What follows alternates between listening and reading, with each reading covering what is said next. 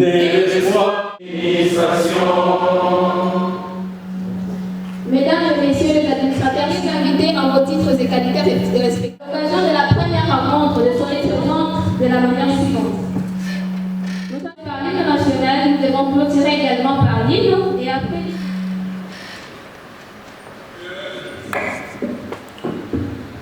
Chers énarques et administrateurs civils de la RDC,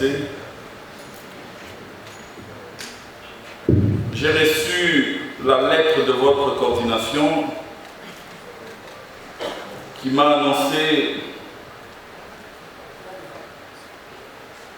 la triste nouvelle, celle du décès à fleur d'âge de votre collègue de la 4e promotion, Eli Kabwe Mwanakason, mort survenu à l'aube du lundi 10 octobre 2022.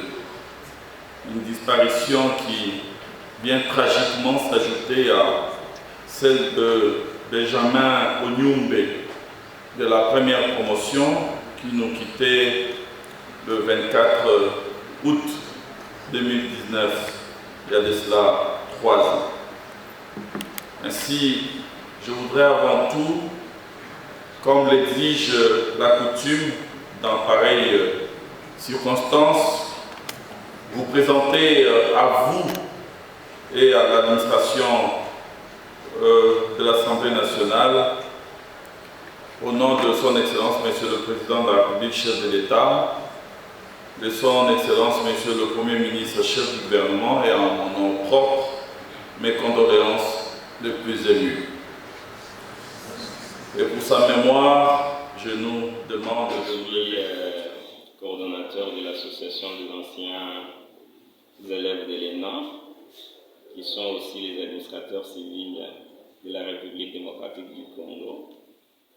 Je suis également chef de bureau en charge de gestion et suivi des carrières ici à la décentralisation. Alors, c'est ça. Une formation des hauts cadres qui forment les hauts fonctionnaires de l'administration publique. Elle a pour mission de former, comme je viens de le dire, les hauts fonctionnaires pour la réforme de l'administration au niveau national, mais aussi au niveau régional, pour tous les pays de l'Afrique centrale. Elle a cette vocation-là. Et aujourd'hui, l'ENA a déjà formé cette promotion avec plus de 700 énarques déjà formés, dont 542 déjà déployés dans toutes les administrations ici au niveau national, mais aussi dans quelques administrations provinciales déconcentrées. Oui, mais le vice-premier ministre, ministre de la fonction publique, comme il en a déjà eu la coutume, depuis qu'il est à la tête de ce ministère, il reçoit, dans le cadre de ces journées phare à phare, je ne sais pas, vous en connaissez quelque chose, il reçoit des fonctionnaires pour les écouter et essayer de discuter autour de leurs problèmes. Et c'était dans ce cadre-là, parce que depuis qu'il avait commencé, il ne nous avait jamais reçus. C'était dans ce cadre-là qu'il avait demandé de rencontrer les énarques. Nous avons prévu de tenir cette rencontre il y a quelques mois. Nous l'avons reporté déjà 2 fois, mais hier, ça a tenu, nous nous sommes rencontrés, il nous a écoutés, nous l'avons écouté, il a parlé, vous étiez là. C'est un peu ça. Mais il y a eu quelques... Les recommandations qui sont sorties de cette rencontre relèvent des problèmes que les énarques rencontrent dans leur quotidien au sein des administrations dans lesquelles ils sont affectés. D'abord, il faut noter que les énarques ne sont pas des agents, comme des simples agents. Quand on sort de l'ENA, on sort avec le grade minimum de chef de bureau. Et donc, vous comprenez que lorsque on est affecté et qu'on vous donne des tâches à effectuer ou à exercer qui ne correspondent pas avec votre mission, vos compétences, cela ne colle pas. Vous voyez, donc c'est la première difficulté qui est liée à l'utilisation des ENAP au sein de l'administration.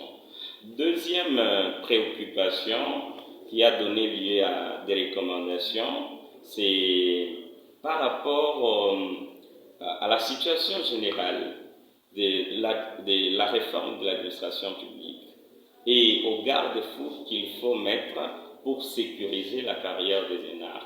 C'est-à-dire, si aujourd'hui on veut maîtriser les effectifs, il faut bloquer des affectations à côté des recrutements illégaux qui ne cadrent pas avec la loi. Ce n'est que par ce canal-là qu'on peut arriver à maîtriser les effectifs. Si aujourd'hui on met à la retraite 400 et 4000 fonctionnaires et demain on recrute 25 000 ou 100 000, on n'a rien fait.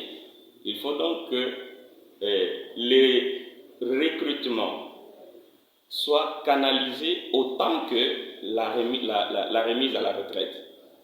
C'est ce que nous avons suggéré. Il faut canaliser les recrutements. Il faut que ça soit à la hauteur ou à la vitesse de la mise à la retraite des agents qui sont déjà éligibles à cette retraite-là. Voilà. Et quels sont les prix? À l'ENA, il n'y a pas de recommandation. Le ministre en a rappelé hier. D'ailleurs, il a dit qu'il a ses 16 nièces, ses 16 neveux et nièces qui ont postulé pour cette édition, pour la 8e promotion. Donc il faut postuler. Il y a un concours très rigoureux, un concours à 2 phases, la phase de dissertation et la phase orale. Pour la phase de dissertation, ça se passe sur toute l'étendue de la République, dans toutes les provinces. Et il y en a qui se qualifient au 2e tour, c'est-à-dire à la 2e phase. C'est à la suite de cette 2e phase-là, la phase orale, qu'on retient les 100 meilleurs de ceux qui ont passé ce concours. Les 100 meilleurs, il n'y a pas de recommandation. Ce sont les 100 meilleurs. Et quand nous vous disons ce sont les 100 meilleurs, ils sont meilleurs. Et il n'y a pas d'autres critères. Le seul critère de réussir à l'ENA, c'est de passer le concours, d'y mettre son sérieux. Et d'ailleurs, quand on corrige les copies, c'est sous l'anonymat. On ne sait pas. Combien de pourcents? Non, il n'y a pas un pourcentage requis, mais ce que moi je sais est que habituellement, les derniers à environ 66-67%. C'est le pourcentage? Oui, c'est le pourcentage. Le problème pour un concours, le concours, on n'échoue pas du tout. Si on n'est pas retenu, cela ne veut pas dire qu'on a échoué au concours. On n'est pas classé en ordre utile, c'est tout simplement ça.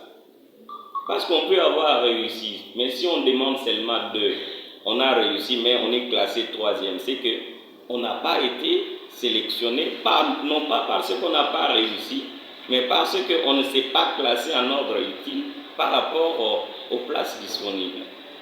Tous ceux qui passent le concours à l'ENA ne sont pas retenus parce qu'ils ont échoué. Non, c'est parce qu'ils ne se sont pas classés en ordre utile. Merci beaucoup, monsieur le coordonnateur.